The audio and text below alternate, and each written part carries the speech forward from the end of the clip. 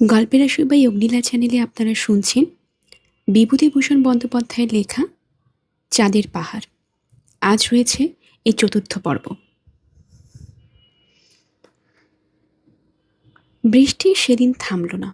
বেলা 10টা পর্যন্ত অপেক্ষা করে আলভারেজ উঠবার হুকুম দিল। শঙ্কর এটা আশা করেনি। এখানে শঙ্কর কর্মী শ্বেতাঙ্গ চরিত্রের একটা দিক লক্ষ্য করল। তার মনে হচ্ছিল, কেন এই বৃষ্টিতে মিছিমিছি বার হওয়া? একটা দিনে কি এমন হবে? বৃষ্টি মাথায় ফচ্চলে লাভ। অবিশ্রান্ত বৃষ্টিধারার মধ্যে ঘন অরণ্যানী ভেদ করে সেদিন ওরা সারাদিন উঠল। উঠছে উঠছে উঠছেই। শঙ্কর আর পারে না। কাপড় চোপড় জিনিসপত্র তাঁবু সব ভিজে একাকার। একখানা রুমাল পর্যন্ত শুকনো নেই কোথাও। শঙ্করে কেমন একটা অবসাদ এসেছে দেহে ও মনে। সন্ধ্যার দিকে যখন সমগ্র পর্বত ও অরণ্য মেঘের অন্ধকারে ও সন্ধ্যার অন্ধকারে একাকার হয়ে ভীম দর্শন ও গম্ভীর হয়ে উঠল, তখন ওর মনে হলো, এই অজানা দেশে অজানা পর্বতের মাথায় ভয়ানক হিংস্র জন্তসংকুল বনের মধ্য দিয়ে বৃষ্টিমুখর সন্ধ্যায় কোনো অনির্দেশ্য হীরকখনি বা তার চেয়েও অজানা মৃত্যুর অভিমুখে চলেছে সে কোথায়? আলভারেজ কে তার? তার পরামর্শে কেন সে এখানে এলো? হীরের খনিতে তার দরকার নেই। বাংলাদেশের ঘরে ছাওয়া ঘর, ছায়া ভরা শ্রান্ত গ্রাম্য পথ, ক্ষুদ্র নদী, পরিচিত পাখিদের কাকলি, সেসব যেন কত দূরের কোনো অবাস্তব স্বপ্নরাজ্যের জিনিস। আফ্রিকার কোনো হীরকখনি সে সবের চেয়ে মূল্যবান নয়। কিন্তু তার এই ভাব কেটে গেল অনেক রাত্রে, যখন নির্মেঘ আকাশে চাঁদ উঠল। সে অপার্থিব জ্যোৎস্নাময় রাত্রির বর্ণনা নেই। শঙ্কর আর পৃথিবীতে নেই, বাংলা বলে কোনো দেশে নেই। সব স্বপ্ন হয়ে গিয়েছে। সে আর কোথাও ফিরতে চায় না। হিরে চায় না, অর্থ চায় না। পৃথিবী পৃষ্ঠ থেকে বহু ঊর্ধ্বে এক কোমোদি শুভ্র দেবালোকের এখন সে অধিবাসী। তার চারধারে প্রকৃতির যে সৌন্দর্য, কোনো মানুষের চোখে এর আগে তা দেখেনি। সে গহন নিস্তব্ধতা এর আগে কোনো মানুষ অনুভব করেনি। জনমানবহীন বিশাল রিক্টার সভেল্ট পর্বত ও অরণ্য, এই গভীর নিশীথে মেঘলোকে আসন পেতে আপনাতে আপনি আত্মস্থ, ধ্যান স্থিতি মতো। পৃথিবীর মানুষের সেখানে প্রবেশের লাভের সৌভাগ্য ক্বচিৎ ঘটে। সেই রাত্রে ঘুম থেকে ও ধর্মড়িয়ে উঠল আলভারেজের ডাকে। আলভারেজ ডাকছে, শঙ্কর, শঙ্কর, উঠো, বন্দুক বাগাও। কি কি? তারপর ওর কান পেতে শুনল, তাঁবুর চারপাশে কে যেন ঘুরে ঘুরে বেড়াচ্ছে। তার জোরে নিঃশ্বাসের শব্দ বেশ শোনা যাচ্ছে তাঁবুর মধ্য থেকে। চাঁদ ঢলে পড়েছে। তাঁবুর বাইরে অন্ধকারই বেশি। জ্যোৎস্নাটুকু গাছের মগডালে উঠে গিয়েছে। কিছুই দেখা যাচ্ছে না। তাঁবুর দরজার মুখে আগুন তখনও একটু একটু জ্বলছে, কিন্তু তার আলোর বৃত্ত যেমন ছোট, আলোর জ্যোতিও ততোধিক ক্ষীণ। তাতে দেখবার সাহায্য কিছুই হয় না। হুড়মুড় করে একটা শব্দ হলো। গাছপালা ভেঙে একটা ভারী জানোয়ার হঠাৎ ছুটে পালালো যেন। তাঁবুর সকলে সজাগ হয়ে উঠেছে। এখন আর অতর্কিতে শিকারের সুবিধে হবে না। বাইরের জানোয়ারটা যেন তা বুঝতে পেরেছে। জানোয়ারটা যাই হোক না কেন, তার যেন বুদ্ধি আছে, বিচারের ক্ষমতা আছে, মস্তিষ্ক আছে। আলভারেজ রাইফেল হাতে টর্চ জেলে বাইরে গেল। শঙ্করও গেল ওর পেছনে পেছনে। টর্চের আলোয় দেখা গেল তাঁবুর উত্তর পূর্ব কোণে জঙ্গলে চারা গাছপালার উপর দিয়ে যেন একটা ভারী স্টিম রোলার চলে গিয়েছে। আলভারেজ সেই দিকে বন্দুকের নল উঁচিয়ে বার দুই আওয়াজ করল। কোনো দিকে কোনো শব্দ পাওয়া গেল না। ফিরবার সময় তাঁবুর ঠিক দরজার মুখে আগুনের কুণ্ডের অতি নিকটেই একটা পায়ের দাগ দুজনেরই চোখে পড়ল। 3টে মাত্র আঙ্গুলের দাগ, ভিজে মাটির ওপর সুস্পষ্ট। এতে প্রমাণ হয় জানোয়ারটা আগুনকে ডরায় না। শঙ্করের মনে হলো, যদি ওদের ঘুম না ভাঙত, তবে সেই অজ্ঞাত বিভীষিকাটা কি তাঁবুর মধ্যে ঢুকতে একটু দ্বিধা করতো না? এবং তারপরে কি ঘটত তা কল্পনা করে কোনো লাভ নেই। আলভারেজ বলল, শঙ্কর, তুমি তোমার ঘুম শেষ করো, আমি জেগে আছি। শঙ্কর বলল, না, তুমি ঘুমাও আলভারেজ। আলভারেজ ক্ষীণ হাসি হেসে বলল, পাগল, তুমি জেগে কিচ্ছু করতে পারবে না। ঘুমিয়ে পড়ো। ওই দেখো, দূরে বিদ্যুৎ চমকাচ্ছে। আবার ঝড় বৃষ্টি আসবে। রাত শেষ হয়ে আসছে, ঘুমো, আমি বরং একটু কফি খাই। রাত ভোর হবার সঙ্গে সঙ্গে এলো মুষলধারে বৃষ্টি। সঙ্গে সঙ্গে যেমনই বিদ্যুৎ, তেমনি মেঘ গর্জন। সেই বৃষ্টি চলল সমানে সারাদিন। তার বিরাম নেই, বিশ্রাম নেই। শঙ্করের মনে হলো পৃথিবীতে আজ প্রলয়ের বর্ষণ শুরু হয়েছে। প্রলয়ের দেবতা সৃষ্টি ভাসিয়ে দেবার সূচনা করেছেন বুঝি। বৃষ্টির বহর দেখে আলভারেজ পর্যন্ত দমে গিয়ে তাঁবু উঠাবার নাম মুখে আনতে ভুলে গেল। বৃষ্টি থামল যখন, তখন বিকেল 5টা। বোধহয় বৃষ্টি না থামলেই ভালো ছিল, কারণ অমনি আলভারেজ চলা শুরু করবার হুকুম দিল। বাঙালি ছেলের স্বভাবতই মনে হয় এখন অবেলায় যাওয়া কেন, এত কি সময় বয়ে যাচ্ছে। কিন্তু আলভারেজের কাছে দিন রাত, বর্ষা রৌদ্র, জ্যোৎস্না অন্ধকার সব সমান। সেই রাত্রে বর্ষনা স্নাত বনভূমির মধ্য দিয়ে মেঘ ভাঙা জ্যোৎস্নার আলোয় দুজনে উঠছে উঠছে। এমন সময় আলভারেজ পেছন থেকে বলে উঠল, শঙ্কর দাঁড়াও, ওই দেখো। আলভারেজ ফিল্ড গ্লাস দিয়ে ফুটফুটে জ্যোৎস্নালোকে বাপাশে পর্বত শিখরের দিকে চেয়ে দেখছে। শঙ্কর ওর হাত থেকে গ্লাসটা নিয়ে সেদিকে দৃষ্টি নিবদ্ধ করল। হ্যাঁ, সমতল খাঁজটা পাওয়া গিয়েছে, বেশি দূরেও নয়, মাইল 2 মধ্যে বাদিক ঘেঁষে। আলভারেজ হাসি মুখে বলল, দেখেছো স্যাডেলটা? থামবার দরকার নেই, চলো আজ রাত্রি স্যাডেলের ওপর পৌঁছে তাঁবু ফেলব। শঙ্কর আর সত্যিই পারছে না। এই দুর্ধর্ষ পর্তুগিজটার সঙ্গে হীরের সন্ধানে এসে সে কি রকমাইনা করছে। শঙ্কর জানে অভিযানের নিয়ম অনুযায়ী দলপতির হুকুমের ওপর কোনো কথা বলতে নেই। এখানে আলভারেজই দলপতি, তার আদেশ অমান্য করা চলবে না। কোথাও আইনে লিপিবদ্ধ না থাকলেও পৃথিবীর ইতিহাসের বড় বড় অভিযানে সবাই এই নিয়ম মেনে চলে, সেও মানবে। অবিশ্রান্ত হাঁটবার পরে সূর্যোদয়ের সঙ্গে সঙ্গে ওরা এসে স্যাডেলে যখন উঠল, শঙ্কর তখন আর এক পাও চলবার শক্তি নেই। স্যাডেলটার বিস্তুতি 3 মাইলের কম নয়, কখনো বা 200 ফুট খাড়া উঠেছে, কখনো বা 400-500 ফুট নেমে গিয়েছে 1 মাইলের মধ্যে। সুতরাং বেশ দুরারোহ। যতটুকু সমতল ততটুকু শুধুই বড় বড় বনস্পতির জঙ্গল, এরিথ্রিনা, পেনসিয়ানা, রিঠা গাছ, বাঁশ বা বন্য আদা, বিচিত্র বর্ণের অর্কিডের ফুল ডালে ডালে, বেবুন ও কলবাস বাদর সর্বত্র। আরও 2 দিন ক্রমাগত নামতে নামতে ওরা রিক্টার সবেল পর্বতের আসল রেঞ্জের ওপারের উপত্যকায় গিয়ে পদার্পণ করল। শঙ্করে মনে হলো এদিকে জঙ্গল যেন আরও বেশি দুর্ভেদ্য ও বিচিত্র। আটলান্টিক মহাসাগরের দিক থেকে সমুদ্র বাষ্প উঠে কতক ধাক্কা খায় পশ্চিম আফ্রিকার ক্যামেরুন পর্বতে, বাকিটা আটকায় বিশাল রিক্টার সবেলটির দক্ষিণ সানুতে। সুতরাং বৃষ্টি এখানে হয় অজস্র, গাছপালার তেজও তেমনই। দিন 15 ধরে সেই বিরাট অরণ্যাকীর্ণ উপত্যকার সর্বত্র দুজনে মিলে খুঁজেও আলভারেজ বর্ণিত পাহাড়ি নদীর কোনো ঠিকানা বার করতে পারল না। ছোটোখাটো ঝর্ণা 2-1টা উপত্যকার ওপর দিয়ে বইছে বটে, কিন্তু আলভারেজ কেবলই ঘাড় নাড়ে আর বলে, এসব নয়। শঙ্কর বলে, তোমার ম্যাপ দেখো না ভালো করে। কিন্তু এখন দেখা যাচ্ছে যে আলভারেজের ম্যাপের কোনো নিশ্চয়তা নেই। আলভারেজ বলে, ম্যাপে কি হবে?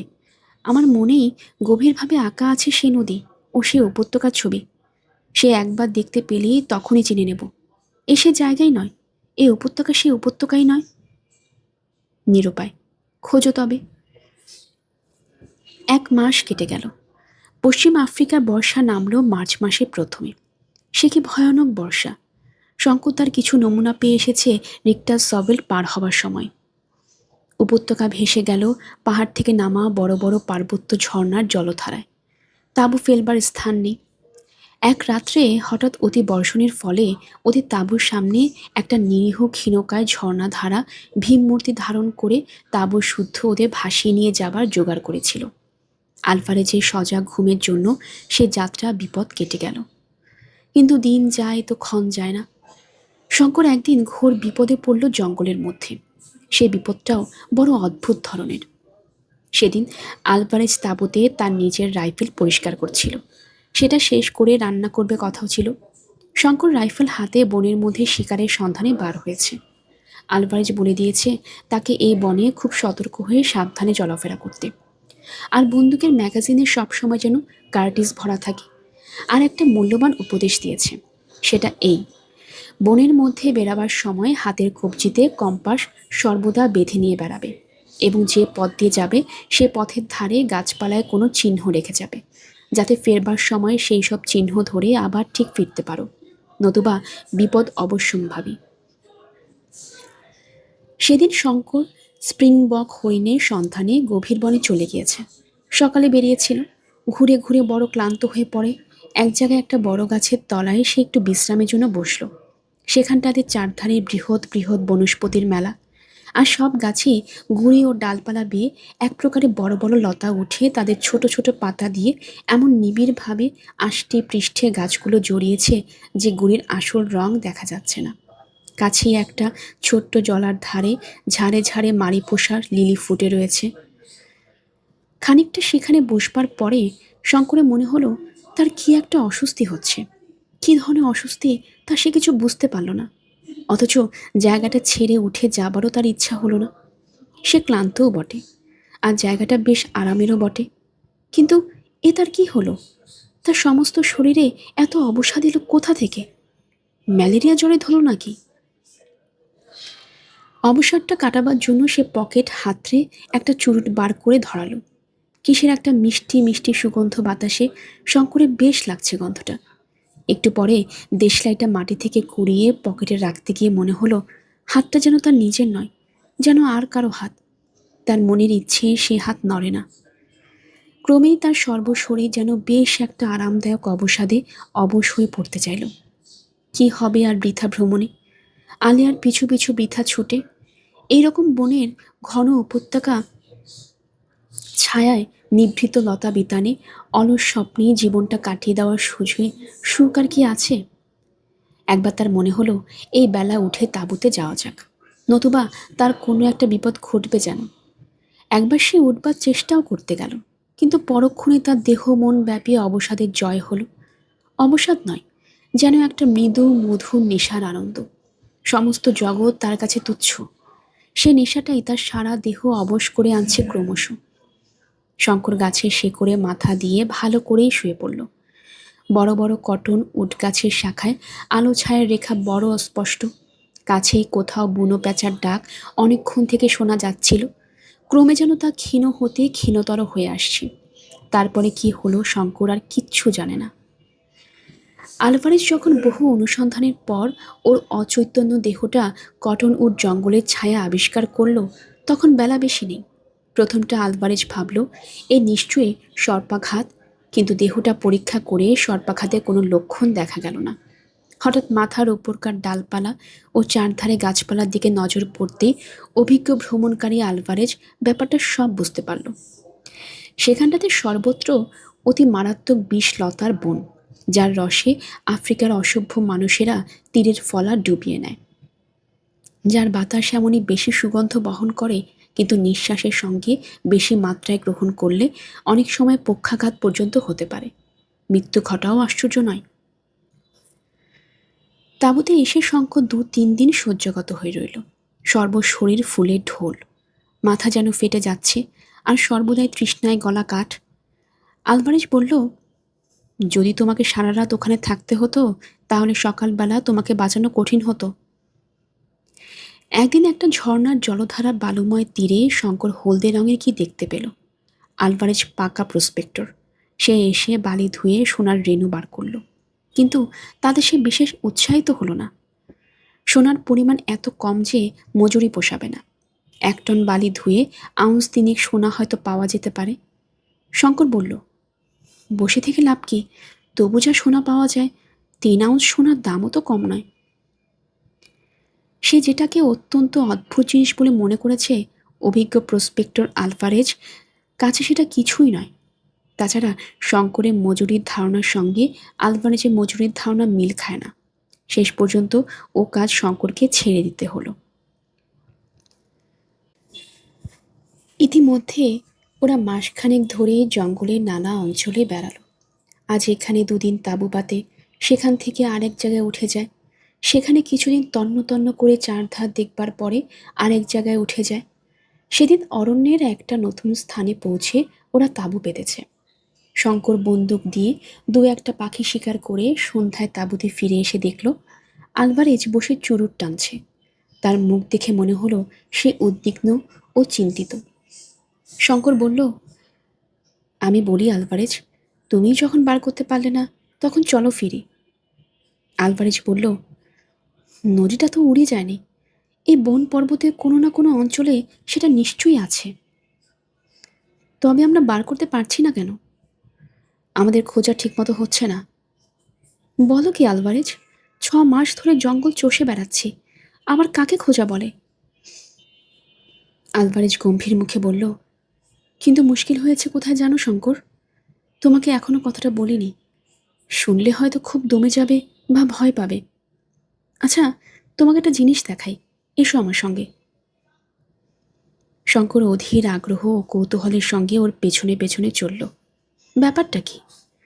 আলভারেজ একটু দূরে গিয়ে একটা বড় গাছের তলায় দাঁড়িয়ে বলল, শঙ্কর, আমরা আজই এখানে এসে তাঁবু পেতেছি, ঠিক তো?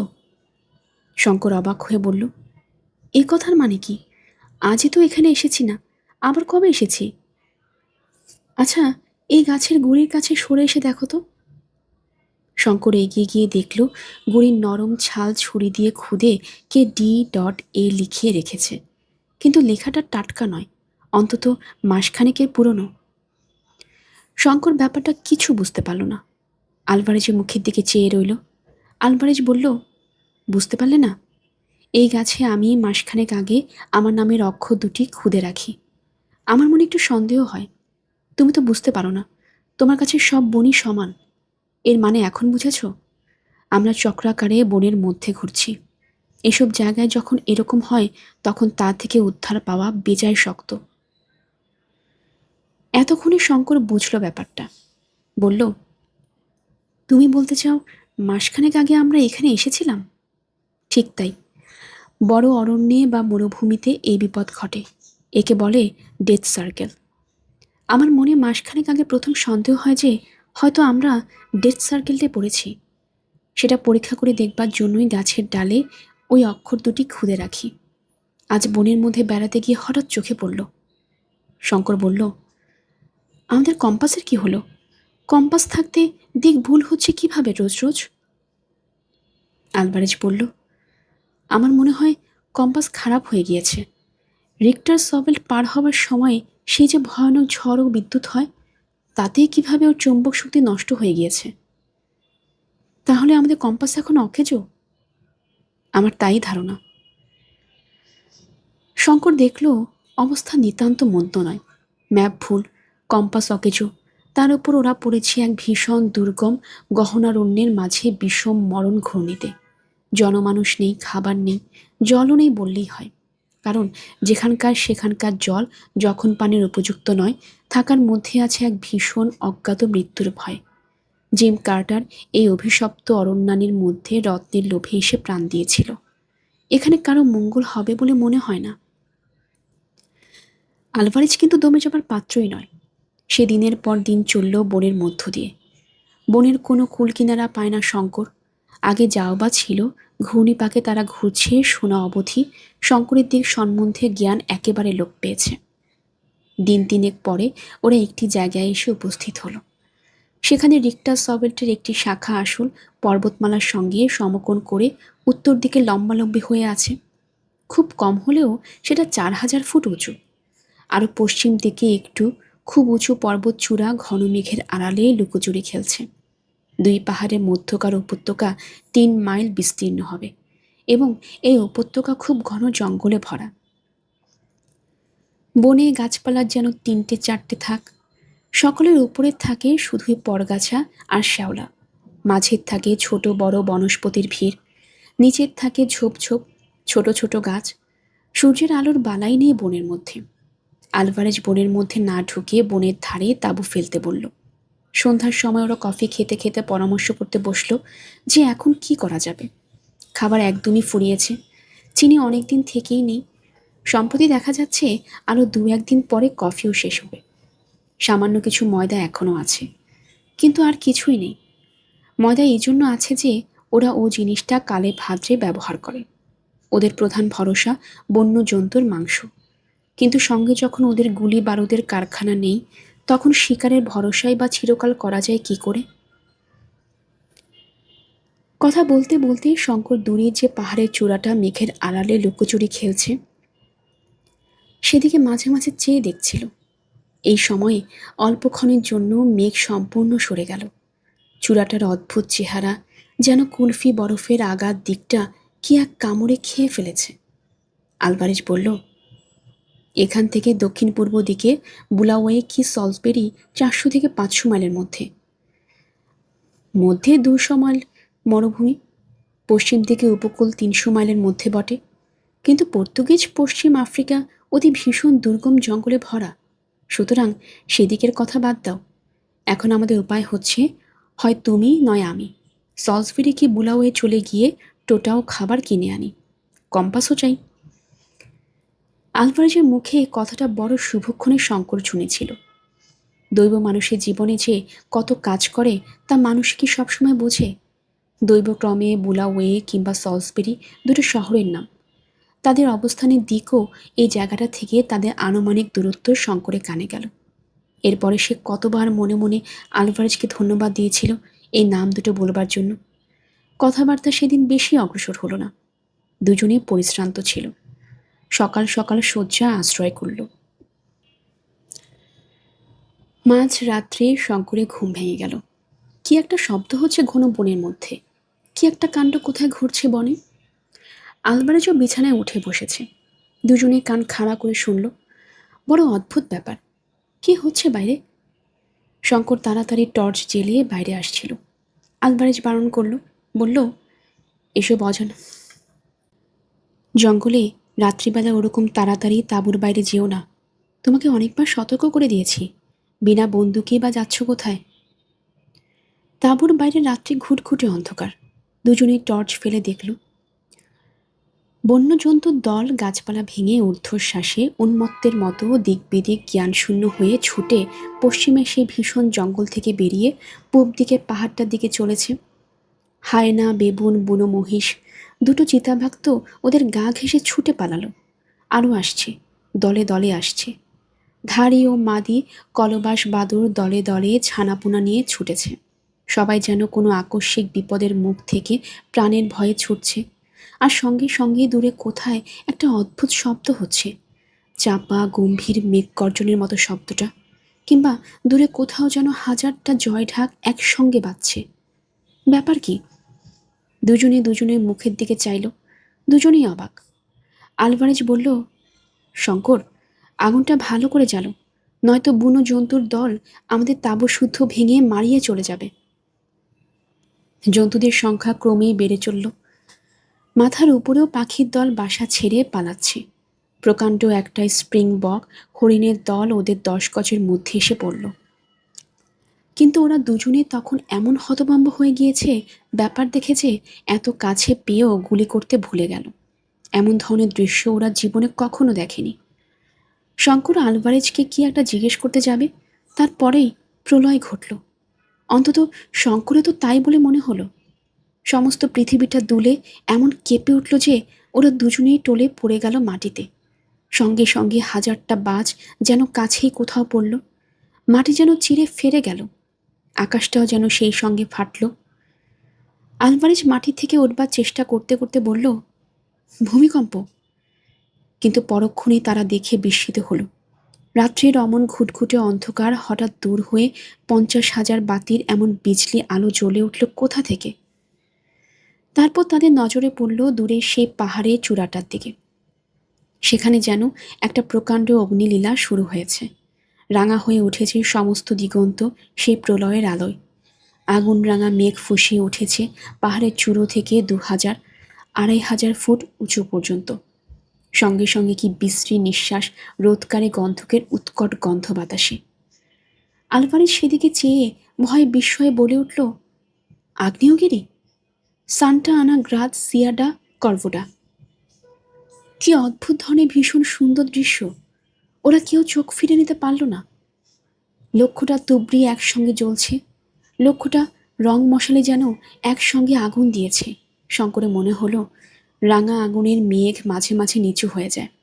হঠাৎ যেমন আগুনে ধুনো পড়লে দপ করে জ্বলে ওঠে, অমনি দপ করে 1000 ফুট ঠেলে ওঠে, আর সেই সঙ্গে 1000টা বোমা ফাটার আওয়াজ। এদিকে পৃথিবী এমন কাঁপছে যে দাঁড়িয়ে থাকা যায় না, কেবল টলে টলে পড়তে হয়। শঙ্কর তো টলতে টলতে তাঁবুর মধ্যে ঢুকলো। ঢুকে দেখে একটা ছোট কুকুরছানার মতো জীব তার বিছানায় গুটিসুটি হয়ে ভয়ে কাঁপছে। শঙ্করের টর্চের আলোয় সেটা থতমত খেয়ে আলোর দিকে চেয়ে রইল, আর তার চোখ দুটি মনির মতো জ্বলতে লাগলো। আলমারিজ তাঁবুতে ঢুকে দেখে বলল, নেকড়ে বাঘের ছানা, রেখে দাও, আমাদের আশ্রয় নিয়েছে যখন প্রাণের ভয়ে। ওরা কেউ এর আগে প্রজ্বলন্ত আগ্নেয়গিরি দেখেনি, তা থেকে যে বিপদ আসতে পারে তা ওদের জানা নেই। কিন্তু আলভারেজের কথা ভালো করে শেষ হতে না হতে হঠাৎ কি প্রচণ্ড ভারী জিনিসের পতনের শব্দে ওরা আবার তাঁবুর বাইরে গিয়ে যখন দেখল একখানা 1500 ওজনের জ্বলন্ত কয়লার মতো রাঙা পাথর অদূরে একটা ঝোপের উপর এসে পড়েছে, সঙ্গে সঙ্গে ঝোপটাও জ্বলে উঠেছে। তখন আলভারেজ ব্যস্ত সমস্ত হয়ে বলল, পালাও পালাও, শঙ্কর, তাঁবু উঠাও শিগগিরই। ওরা তাঁবু উঠাতে উঠাতে আরো 4-5খানা আগুন রাঙা জ্বলন্ত ভারী পাথর এদিকে ওদিকে সশব্দে পড়ল। নিঃশ্বাস তো এদিকে বন্ধ হয়ে আসে, এমনই অন্ধকার ঘন ছায়া বাতাস ছড়িয়েছে। দৌড়, দৌড়, দৌড়! 2 ঘন্টা ধরে ওরা জিনিসপত্র কতক টেনে হিঁচড়ে কতক বয়ে নিয়ে পূব দিকে সে পাহাড়ের নিচে গিয়ে পৌঁছল। সেখানে পর্যন্ত গন্ধকের গন্ধ বাতাসে। 8 ঘন্টা পরে সেখানেও পাথর পড়তে শুরু করলো। ওরা পাহাড়ের উপরে উঠল, সেই ভীষণ জঙ্গল আর রাত্রির অন্ধকার ঠেলে। ভোর যখন হলো তখন 2500 ফুট উঠে পাহাড়ের ঢালুতে বড় একটা গাছের তলায় দুজনে হাঁপাতে হাঁপাতে বসে পড়ল। সূর্য উঠবার সঙ্গে সঙ্গে অগ্নুৎপাতের সেই ভীষণ সৌন্দর্য অনেকখানি কমে গেল, কিন্তু শব্দ পাথর পড়া যেন বাড়ল। এবার শুধু পাথর নয়, তার সঙ্গে খুব মিহি ধূসর বর্ণের ছাই আকাশ থেকে পড়ছে। গাছপালা লতাপাতার উপর দেখতে দেখতে পাতলা এক ফুট ছাই জমে গেল। সারাদিন সমানভাবে অগ্নিলীলা চলল। আবার রাত্রি এলো। নিচের উপত্যকা ভূমির অত বড় হেমলোক গাছের জঙ্গল দাবানলে ও প্রান্তর বর্ষণে সম্পূর্ণ নষ্ট হয়ে গেল। রাত্রিতে আবার সেই ভীষণ সৌন্দর্য। কতদূর পর্যন্ত বন ও আকাশ, কত দূরের দিগন্ত লাল হয়ে উঠেছে পর্বতের অগ্নি কটাহের আগুনে। তখন পাথর পড়াটা একটু কেবল কমেছে, কিন্তু সেই রাঙা আগুন ভরা বাষ্পের মেঘ তখনও সেই রকমই দীপ্তি হয়ে রয়েছে। রাত দুপুরে পরে একটা বিরাট বিস্ফোরণের শব্দে ওদের তন্দ্রা ছুটে গেল। ওরা সভয়ে চেয়ে দেখল জ্বলন্ত পাহাড়ের চূড়ার মুন্ডুটা উড়ে গিয়েছে। নিচের উপত্যকাতে ছাই, আগুন ও জ্বলন্ত পাথর ছড়িয়ে পড়ে অবশিষ্ট জঙ্গলটাকেও ঢাকা দিল। আলভারেজ পাথরের ঘায়ে আঘাত হলো। ওদের তাঁবুর কাপড়ে আগুন ধরে গেল। পেছনের উঠটা উঁচু গাছের ডাল ভেঙে পড়ল পাথরের চোট খেয়ে। শঙ্কর ভাবছিল, এই জনহীন অরণ্য অঞ্চলে এত বড় একটা প্রাকৃতিক বিপর্যয় যে ঘটে গেল তা কেউ দেখতেও পেত না, যদি তারা না থাকতো। সভ্য জগৎ জানেও না আফ্রিকার গহন অরণ্যের এই আগ্নেয়গিরির অস্তিত্ব। কেউ বললেও বিশ্বাস করবে না হয়তো। সকালে বেশ স্পষ্ট দেখা গেল, মোমবাতি হাওয়ার মুখে জ্বলে গিয়ে যেমন মাথার দিকে অসমান খাঁজের সৃষ্টি করে, পাহাড়ের চূড়াটা তেমনই চেহারা হয়েছে। কুলফি বরফটাতে ঠিক যেন কি আর একটা কামড় বসিয়েছে। আলভারেজ ম্যাপ দেখে বলল, এটা আগ্নেয়গিরির বলে ম্যাপে দেওয়া নেই। সম্ভবত বহু বছর পরে এর প্রথম অগ্নুপাত, কিন্তু এর যে নাম ম্যাপে দেওয়া আছে তা খুব অর্থপূর্ণ। শঙ্কর বলল, কি নাম? আলভারেজ বলল, এর নাম লেখা আছে ওল্ডোনিও লেঙ্গাই। প্রাচীন জুলু ভাষায় এর মানে অগ্নিদেবের শয্যা। নামটা দেখে মনে হয় এই অঞ্চলের প্রাচীন লোকদের কাছে পাহাড়ের আগ্নেয় প্রকৃতি অজ্ঞাত ছিল না। বোধহয় তারপর 200 বছর কিংবা তারও বেশি কাল এটা চুপচাপ ছিল। ভারতবর্ষের ছেলে শঙ্করের 2 হাত আপনা আপনি প্রণামের ভঙ্গিতে ললাট স্পর্শ করল। প্রণাম হে রুদ্রদেব, প্রণাম। আপনার তাণ্ডব দেখবার সুযোগ দিয়েছেন, এই জন্য প্রণাম গ্রহণ করুন হে দেবতা। আপনার এই রূপের কাছে শত হিরক্ষণে তুচ্ছ হয়ে যায়। আমার সমস্ত কষ্ট সার্থক হলো। আগ্নেয় পর্বতের অত কাছে বাস করা আলবেরিজের উচিত বিবেচনা করল না। ওল্ডোনিও লেঙ্গাই পাহাড়ে ধূমায়িত শিখর দেশে সান্নিধ্য পরিত্যাগ করে তারা আরও পশ্চিম ঘেঁষে চলতে লাগলো। সেদিনের গহন অরণ্যে আগুনের আঁচটিও লাগেনি। বর্ষার জলে সে অরণ্য আরও নিবিড় হয়ে উঠেছে। ছোট ছোট গাছপালা ও লতা ঝোপের সমাবেশে ছোট বড় কত ঝর্ণা ধারা ও পার্বত্য নদী বয়ে চলেছে। তাদের মধ্যে একটাও আলবেরিজে পূর্ব পরিচিত নয়। এইবার এক জায়গায় ওরা এসে উপস্থিত হলো, যেখানে চারদিকে চুনা পাথর ও গ্রানাইটের ছোট বড় পাহাড় ও প্রত্যেক পাহাড়ের গায়ে নানা আকারের গুহা। স্থানটার প্রাকৃতিক দৃশ্য রিক্টার সবেল্টের সাধারণ দৃশ্য থেকে একটু অন্যরকম। এখানে বন তত ঘন নয়, কিন্তু খুব বড় বড় গাছ চারিদিকে, আর যেখানে সেখানে পাহাড় ও গুহা।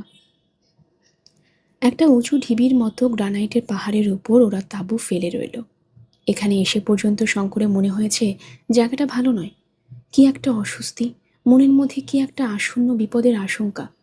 তা সে না পারে ভালো করে নিজে বুঝতে, না পারে আলবেরেজকে বোঝাতে। একদিন আলবেরেজ বলল, সব মিথ্যে শঙ্কর, আমরা এখনো বনের মধ্যে ঘুরছি। আর সেই গাছটা আবারও দেখেছি, সেই D.A লেখা। অথচ তোমার মনে আছে, আমরা যতদূর সম্ভব পশ্চিম দিকে ঘেঁষেই চলেছি। আজ 15 দিন, কি করে আবার সেই গাছের কাছে আসতে পারি? শঙ্কর বলল, তবে এখন কি উপায়? উপায় আছে।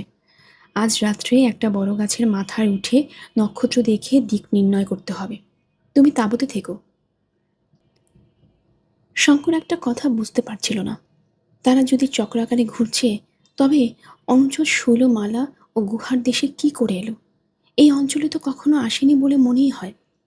আলভারেজের উত্তরে বলল, গাছটাতে নাম খোদাই দেখে সে আর কখনো তার পূর্ব দিকে আসবার চেষ্টা করেনি। পূর্ব দিকে মাইল 2 এলেই এই স্থানটিতে ওরা পৌঁছত।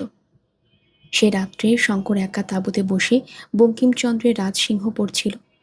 এই একখানা বাংলা বই সে দেশ থেকে আসবার সময় সঙ্গে করে আনে এবং বহুবার পড়লেও সময় পেলেই আবার পড়ে। কত দূরে ভারতবর্ষ, তার মধ্যে চিতোর, মেওয়ার, মোগল রাজপুতের বিবাদ। এই অজানা মহাদেশের অজানা মহা অরণ্যানীর মধ্যে বসে সেসব যেন অবাস্তব বলে মনে হয়। তাঁবুর বাইরে হঠাৎ যেন পায়ের শব্দ পাওয়া গেল। শঙ্কর প্রথমটা ভাবল আলভারেজ কাছ থেকে নেমে ফিরে আসছে বোধহয়, কিন্তু পরক্ষণে তার মনে হলো এ মানুষের স্বাভাবিক পায়ের শব্দ নয়। কেউ দু পায়ে ধুলে জড়িয়ে ঘুরিয়ে খুঁড়িয়ে মাটিতে পা ঘেঁষে ঘেঁষে টেনে টেনে চলল, যেন এমন ধরনের শব্দ হওয়া সম্ভব। আলভারেজে উইনচেস্টার রিপিটারটা হাতের কাছেই ছিল। ও সেটা তাঁবুর দরজার দিকে বাগিয়ে বসল। বাইরের পদশব্দটা একবার থেমে গেল, পরেই আবার তাঁবুর দক্ষিণ পাশ থেকে বাদিকে এলো। একটা কোনো বড় প্রাণীর ঘন ঘন নিঃশ্বাসের শব্দ যেন পাওয়া গেল, ঠিক যেমন পাহাড় পার হবার সময় এক রাত্রে ঘটেছিল, ঠিক সেই রকমই। শঙ্কর একটু ভয় পেয়ে সংযম হারিয়ে ফেলে রাইফেল ছুঁড়ে বসল। একবার, দুবার, সঙ্গে সঙ্গে মিনিট 2 পরে গাছের মাথা থেকে প্রত্যুত্তরে দুবার রিভলভারের আওয়াজ পাওয়া গেল। আলভারেজ মনে হয় ভেবেছে শঙ্করে কোনো বিপদ উপস্থিত, নতুবা রাত্রে খামোখা বন্দুক ছুড়বে কেন? বোধহয় সে তাড়াতাড়ি নেমেই আসছে। এইদিকে চারদিক থেকে বন্দুকের আওয়াজে জানোয়ারটা বোধহয় পালিয়েছে, আর এদিকে তার সারা শব্দ নেই। শঙ্কর টর্চ জ্বেলে তাঁবুর বাইরে এসে ভাবল আলভারেজকে সংকেতে গাছ থেকে নামতে বারণ করবে। এমন সময় কিছু দূরে বনের মধ্যে হঠাৎ আবার দুবার পিস্তলের আওয়াজ এবং সেই সঙ্গে একটা অস্পষ্ট চিৎকার শুনতে পাওয়া গেল। শঙ্করের পিস্তলের আওয়াজ লক্ষ্য করে ছুটে গেল। কিছু দূরে গিয়েই দেখল বনের মধ্যে একটা বড় গাছের তলায় আলভারেজ শুয়ে। টর্চের আলোয় তাকে দেখে ভয়ে বিস্ময়ে শঙ্কর শিউরে উঠল। তার সর্বশরীর রক্ত মাখা, মাথাটা বাকি শরীরের সঙ্গে একটা অস্বাভাবিক কোণের সৃষ্টি করেছে। গায়ের কোটটা ছিন্ন ভিন্ন। শঙ্কর তাড়াতাড়ি ওর পাশে গিয়ে বসে ওর মাথাটা নিজের কোলে তুলে নিল। ডাকল, আলভারেজ, আলভারেজ। আলভারেজের সাড়া নেই। তার ঠোঁট দুটো একবার যেন নড়ে উঠল। কি যেন বলতে গেল। সে শঙ্করের দিকে চেয়েই আছে, অথচ সে চোখে যেন দৃষ্টি নেই, অথবা কেমন যেন নিস্পৃহ উদাস দৃষ্টি। শঙ্কর ওকে বহন করে তাঁবুতে নিয়ে এলো, মুখে জল দিল। তারপর গায়ের কোটটা খুলতে গিয়ে দেখে গলার নিচে কাঁধের দিকের খানিকটা জায়গায় মাংসকে যেন ছিঁড়ে নিয়েছে। সারা পিঠটারও সেই অবস্থা। কোনো এক অসাধারণ বলশালী জন্তু তীক্ষ্ণধার নখে বা দাঁতে পিঠখানা ছিঁড়ে ফালা করেছে। পাশের নরম মাটিতে কোনো এক জন্তুর পায়ের দাগ, 3টে মাত্র আঙ্গুল সে পায়ে। সারা রাত্রি সেইভাবেই কাটল। আলভারেজের সাড়া নেই, সংজ্ঞা নেই। সকাল হবার সঙ্গে হঠাৎ যেন তার চেতনা ফিরে এলো। শঙ্করের দিকে বিস্ময় ও অচেনা দৃষ্টিতে চেয়ে দেখল, যেন এর আগে সে কখনো শঙ্করকে দেখেনি। তারপর আবার চোখ বুজল। দুপুরের পর খুব সম্ভবত নিজের মাতৃভাষায় কিসব বকতে শুরু করলো। শঙ্কর এক বর্ণও বুঝতে পারল না। বিকেলের দিকে সে হঠাৎ শঙ্করের দিকে চাইল। চাইবার সঙ্গে সঙ্গে শঙ্করের মনে হলো সে ওকে চিনতে পেরেছে। এবার ইংরেজিতে বলল, শঙ্কর, এখনো বসে আছো? তাঁবু উঠাও, চলো যাই। তারপর অপ্রকৃতিস্থের মতো নির্দেশহীন ভঙ্গিতে হাত তুলে বলল, রাজার ঐশ্বর্য লুকোনো রয়েছে ওই পাহাড়ের গুহার মধ্যে। তুমি দেখতে পাচ্ছ না, আমি দেখতে পাচ্ছি। চলো আমরা যাই, তাঁবু উঠাও, দেরি করো না। এই আলভারেজের শেষ কথা। তারপর কতক্ষণ শঙ্কর স্তব্ধ হয়ে বসে রইল। সন্ধ্যা হলো। একটু একটু করে সমগ্র বনানী ঘন অন্ধকারে ডুবে গেল। শঙ্করের তখন চমক ভাঙল। সে তাড়াতাড়ি উঠে আগুন জ্বালল। তারপর 2টো রাইফেলে টোটা ভরে তাঁবুর দোরের দিকে বন্দুকের নল বাগিয়ে আলভারেজের মৃতদেহের পাশে একখানা শতরঞ্জির ওপর বসে রইল। তারপর সে রাত্রে আবার নামল তেমনি ভীষণ বর্ষা। তাঁবুর কাপড় ফুঁড়ে জল পড়ে জিনিসপত্র ভিজে গেল। শঙ্কর তখন কিন্তু এমন হয়ে গিয়েছে যে তার কোনো দিকে দৃষ্টি নেই। এই কমাসে সে আলভারেজকে সত্যিই ভালোবেসেছিল। তার নির্ভীকতা, তার সংকল্পে অটলতা, তার পরিশ্রম করবার অসাধারণ শক্তি, তার বীরত্ব শঙ্করকে মুগ্ধ করেছিল। সে আলভারেজকে নিজের পিতার মতো ভালোবাসত। আলভারেজও তাকে তেমনি স্নেহের চোখেই দেখত। কিন্তু এসবের চেয়েও শঙ্করের বেশি মনে হচ্ছে যে আলভারেজ শেষকালে মারা গেল সে অজ্ঞাত জানোয়ারটারই হাতে, ঠিক জিম কার্টারের মতোই। রাত্রি গভীর হওয়ার সঙ্গে সঙ্গে ক্রমে তার মন ভয়ে আকুল হয়ে উঠল। সম্মুখে ভীষণ অজানা মৃত্যুদূত, ঘোর রহস্যময় তার অস্তিত্ব। কখন সে আসবে, কখন বা যাবে, কেউ তার সন্ধান দিতে পারবে না। ঘুমে ঢুলে না পড়ে শঙ্কর মনের বলে জেগে বসে রইল সারা রাত। ওহ, সে কি ভীষণ রাত্রি! যতদিন বেঁচে থাকবে ততদিন ও রাত্রির কথা সে ভুলবে না। গাছে গাছে ডালে ডালে হাজার ধারার বৃষ্টি পতনের শব্দ ও একটানা ঝড়ের শব্দ অরণ্যানীর অন্য সকল নৈশ শব্দ আজ ডুবিয়ে দিয়েছে। পাহাড়ের উপর বর গাছ মরমর করে ভেঙে পড়ছে। এই ভয়ঙ্কর রাত্রিতে সে একা এই ভীষণ অরণ্যানীর মধ্যে। কালো গাছের গুড়িগুলো যেন প্রেতের মতো দেখাচ্ছে। অত বড় ঝড় বৃষ্টিতেও জোনাকির ঝাঁক জ্বলছে। সম্মুখে বন্ধুর মৃতদেহ। ভয় পেলে চলবে না, সাহস আনতেই হবে, নতুবা ভয়ে সে মরে যাবে। সাহস আনবার প্রাণপণ চেষ্টায় সে রাইফেল দুটির দিকে মনোযোগ নিবদ্ধ করল। একটা উইনচেস্টার, অপরটি ম্যানলিকার। দুটোরই ম্যাগাজিনের টোটা ভর্তি। এমন কোনো শরীরধারী জীব নেই যে এই 2 শক্তিশালী অতি ভয়ানক মারণাস্ত্রকে উপেক্ষা করে। আজ রাত্রে অক্ষত দেহে তাঁবুতে ঢুকতে পারে। ভয় ও বিপদ মানুষকে সাহসী করে। সারা রাত শঙ্কর সজাগ পাহারা দিল। পরদিন সকালে আলভারেজের মৃতদেহ সে একটা বড় গাছের তলায় সমাধিস্থ করল এবং 2খানা গাছের ডাল কলসের আকারে শক্ত লতা দিয়ে বেঁধে সমাধির ওপর পুঁতে দিল। আলভারেজের কাগজপত্রের মধ্যে ওপরটো খনি বিদ্যালয়ে একটি ডিপ্লোমা ছিল ওর নামে। তাদের শেষ পরীক্ষায় আলভারেজ সসম্মানে উত্তীর্ণ হয়েছে। ওর কথাবার্তায় অনেক সময়ই শঙ্করের সন্দেহ হতো যে সে নিতান্তই মূর্খ, ভাগ্যানিশী ভবঘুরে নয়। লোকালয় থেকে বহু দূরে এই জনহীন গহন অরণ্যে ক্লান্ত আলভারেজের রত্নানুসন্ধান শেষ হল। তার মতো লোকেরা রত্নের কাঙ্গাল নয়। বিপদের নিশায় পথে পথে ঘুরে বেড়ানোই তাদের জীবনে পরম আনন্দ। কুবেরের ভাণ্ডারও তাকে এক জায়গায় চিরকাল আটকে রাখতে পারত না। দুঃসাহসিক ভবঘুরে উপযুক্ত সমাধি বটে। অরণ্যের বনস্পতি দল ছায়া দেবে সমাধির ওপর। সিংহ, গরিলা, হায়েনা সজাগ রাত্রি যাপন করবে। আর সবার উপরে সবাইকে ছাপিয়ে বিশাল রিক্টার সভেল্ট পর্বতমালা অদূরে দাঁড়িয়ে মেঘলোকে মাথা তুলে খাড়া পাহারা রাখবে চিরযুগ। সেদিন সে রাত্রিও কেটে গেল। শঙ্কর এখন দুঃসাহসে মরিয়া হয়ে উঠেছে। যদি তাকে প্রাণ নিয়ে এই ভীষণ অরণ্য থেকে উদ্ধার পেতে হয়, তবে তাকে ভয় পেলে চলবে না। দুদিন সে কোথাও না গিয়ে তাঁবুতে বসে মন স্থির করে ভাববার চেষ্টা করল সে এখন কি করবে। হঠাৎ তার মনে হলো আলভারেজের সেই কথাটা, সলসবেরি। এখান থেকে পূর্ব দক্ষিণ কোণে আন্দাজ 600 মাইল। সলসবেরি, দক্ষিণ রোডেসিয়ার রাজধানী সলসবেরি। যে করে হোক পৌঁছতেই হবে তাকে। সে এখনও অনেক দিন বাঁচবে। তার জন্মকোষ্ঠীতে লেখা আছে যে এই জায়গায় বেঘরে সে মরবে না।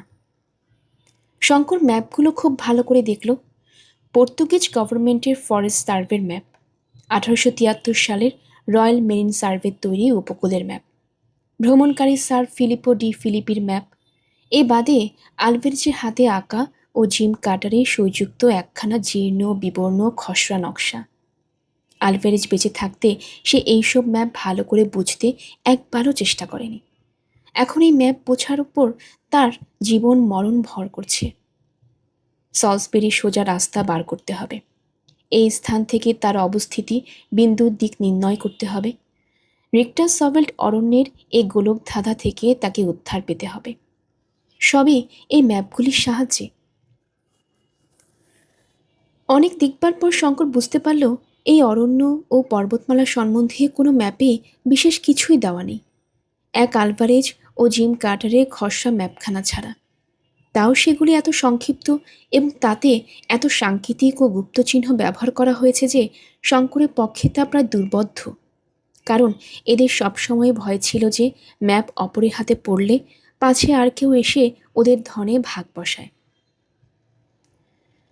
চতুর্থ দিন শঙ্কর সেই স্থান ত্যাগ করে আন্দাজ মতো পূব দিকে রওনা হলো।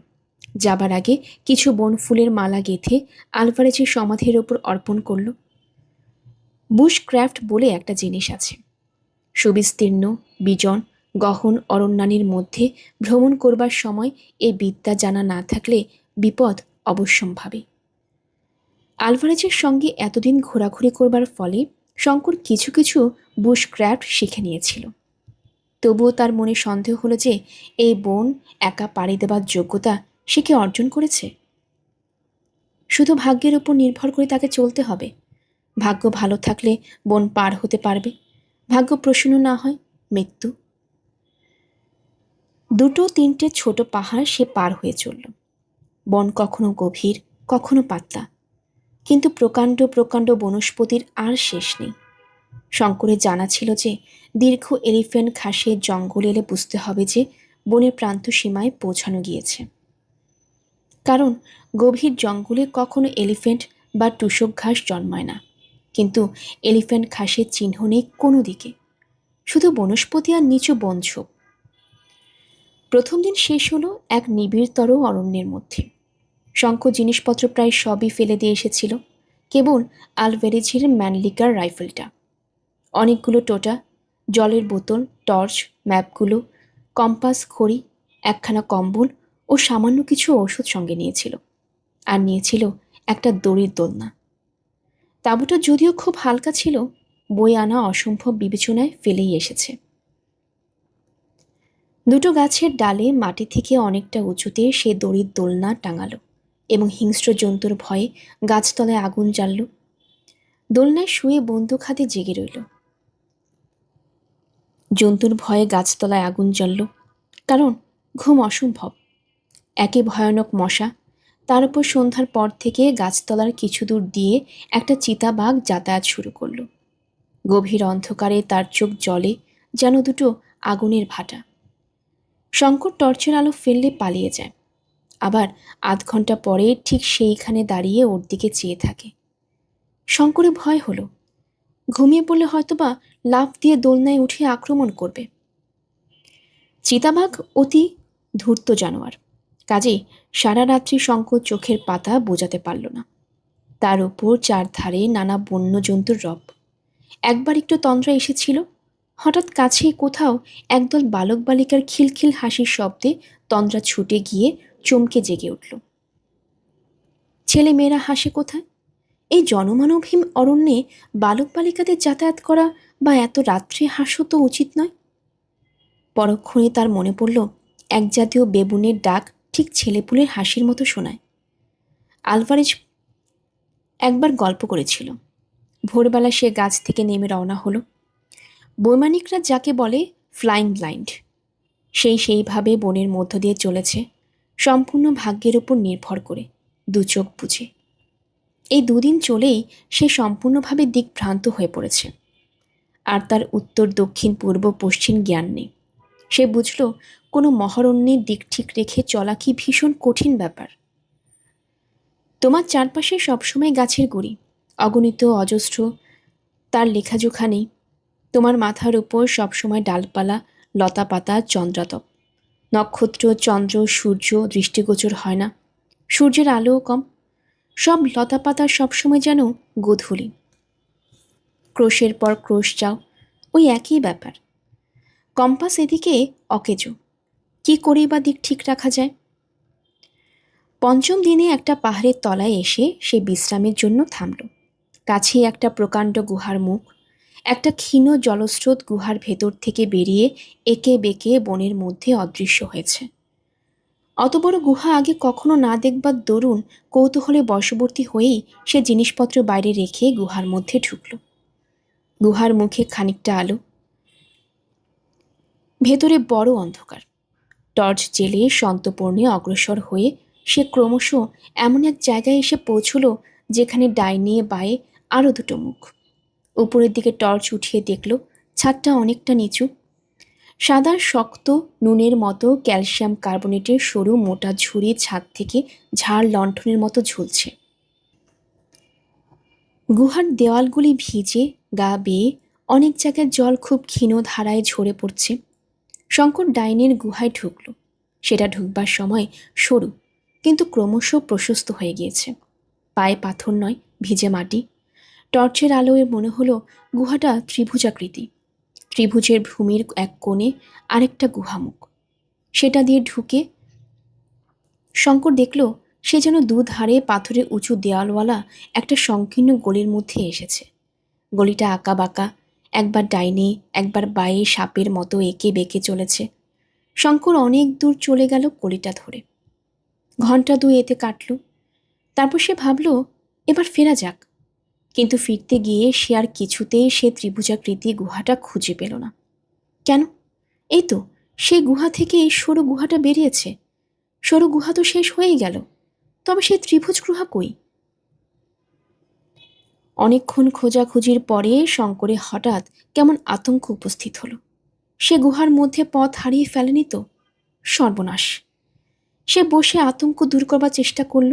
ভাবল, না, ভয় পেলে আর চলবে না। স্থির বুদ্ধি ভিন্ন এই বিপদ থেকে উদ্ধারের উপায় নেই। মনে পড়ল আলভারেজ তাকে বলে দিয়েছিল অপরিচিত স্থানে বেশি দূর অগ্রসর হবার সময় পথের পাশে সে যেন কোনো চিহ্ন রেখে যায়, যাতে আবার সে চিহ্ন ধরে ফিরতে পারে। কিন্তু এই উপদেশ সে ভুলে গিয়েছিল। এখন উপায়? টর্চের আলো জ্বলতে তার আর ভরসা হচ্ছে না। যদি ব্যাটারি ফুরিয়ে যায় তবে নিরুপায়। গুহার মধ্যে অন্ধকার সূচিভেদ্য, সেই দুর্নিরীক্ষ অন্ধকারে এক পা অগ্রসর হওয়া অসম্ভব। পথ খুঁজে বার করা তো দূরের কথা। সারা দিন কেটে গেল। ঘড়িতে সন্ধে 7টা। এদিকে টর্চের আলো রাঙা হয়ে আসছে ক্রমশ। ভীষণ গুমট গরম গুহার মধ্যে, তাছাড়া পানীয় জল নেই। পাথরের দেওয়াল বেয়ে যে জল চুইয়ে পড়ছে তার আস্বাদ কষা, খার, ঈষৎ না। তার পরিমাণও বেশি নয়। জিভ দিয়ে চেটে খেতে হয় দেওয়ালের গা থেকে। বাইরে অন্ধকার হয়েছে নিশ্চয়ই। 7:30 বাজল। 8টা, 9টা, 10টা, তখনও শঙ্কর পথ হাতড়াচ্ছে। টর্চের পুরনো ব্যাটারি জ্বলছে সমানে বেলা 3টা থেকে।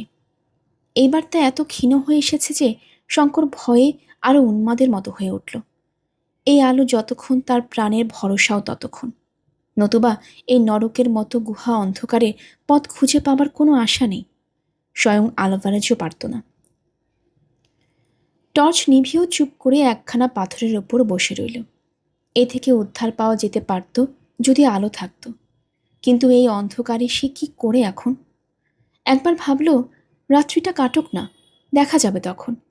পরক্ষণে মনে হলো তাতে আর এমন কি সুবিধে হবে, এখানে তো দিন রাত্রি সমান।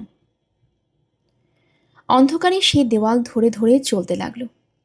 হায় হায়, কেন গুহায় ঢুকবার সময় দুটো নতুন ব্যাটারির সঙ্গে নেয়নি, অন্তত একটা দেশলাই। ঘড়ি হিসেবে সকাল হলো। গুহার চির অন্ধকারে কিন্তু আলো জ্বলল না।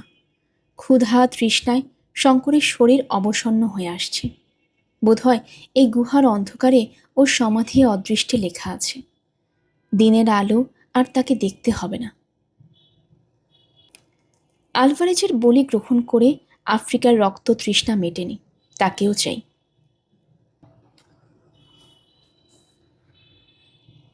গল্পের সবাই অগ্নিলা চ্যানেলে আপনারা শুনছিলেন বিভূতিভূষণ বন্দ্যোপাধ্যায়ের লেখা চাঁদের পাহাড়। আজ ছিল এই 4র্থ পর্ব। আমার গল্প পাঠ আপনাদের কাছে ভালো লেগে থাকলে অবশ্যই কমেন্ট করে জানাবেন। আমার এই চ্যানেলটি সাবস্ক্রাইব করে নেবেন, আশেপাশে যারা আছেন তাদের সবাইকে জানিয়ে দেবেন। এই গল্পের পরবর্তী পর্ব শোনার জন্য আমন্ত্রণ জানানো হলো। সবাই ভালো থাকবেন, ধন্যবাদ।